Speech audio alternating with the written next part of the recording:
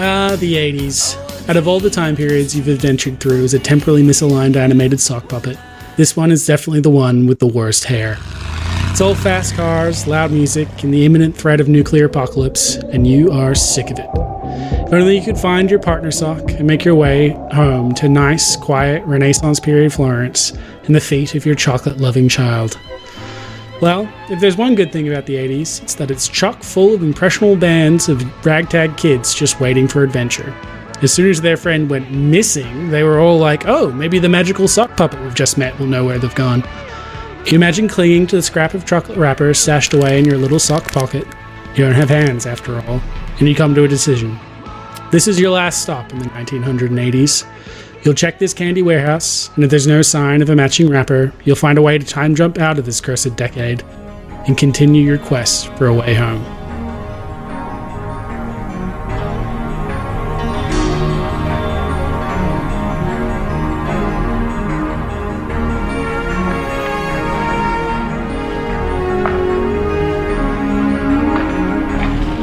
You lay in the corner, looking around the dark, dimly lit room, and the man on the other side wielding a knight sword and bronze armor, readying himself for battle in this era of dragons and ferocious beasts, where sunrise would bring a battle like no other.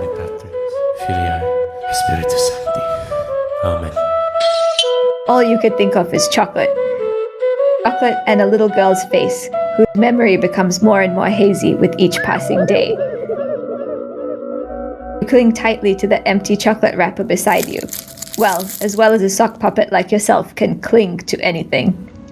Its shiny exterior depicting the word Florentino, your only clue to finding the chocolate shop from which it came, and so the little girl who you fondly remember eating it. It is absolutely vital that this night, this man Sir Galahad leads you to uncover the mystery of this boutique chocolate shop. Neither time nor space shall stop you from returning to the girl, no matter where in time this chocolate shop lies. Here you find yourself, lost so far in a corner of time that you can't tell past from future. At last, the sunrise. Sir Galahad readies his sword and steps outside. Battle begins.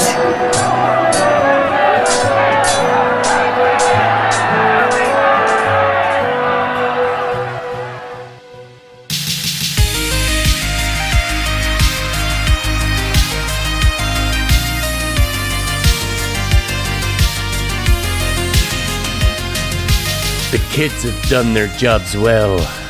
The tough kid helped jack a van. The tech-savvy one went Radio Shack MacGyver and built some kind of sci-fi lockpick gun. And the cool one has been playing some awesome tunes on the 8-track. Great taste. The Violent Femmes have some great back catalog stuff. You look around the van as the kids celebrate their youth, singing and dancing despite their woes. You peer at them through stern, dead, googly eyes. You may be a sock puppet, but these kids are marionettes, dancing to your tune.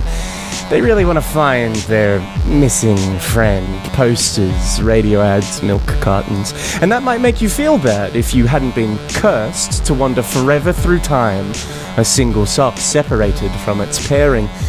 The unknown sea of time you have sailed across has numbed you to their plight. You set your sights on a warehouse, dark and dusty. You've heard of a discontinued chocolate that may match your stashed wrapper fragment. Of course, you've promised your friendly future adults that the place will contain all the answers to their misplaced amigo. Once inside, you direct the children to a dusty box, faded with age.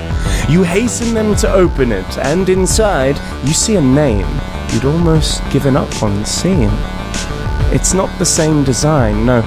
It was the result of quite a lot of redesigning, but it was the right chocolate. In bold, cursive font, you see Florentino.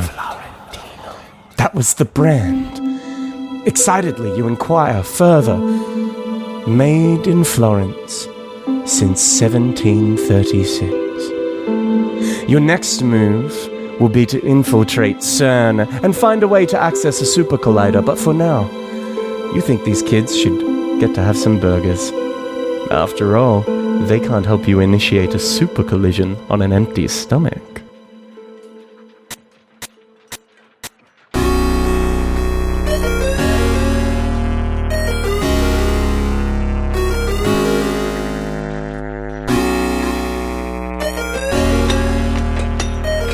fireball erupts overhead, embers singeing the bright candy wrapper markings on your fuzzy head.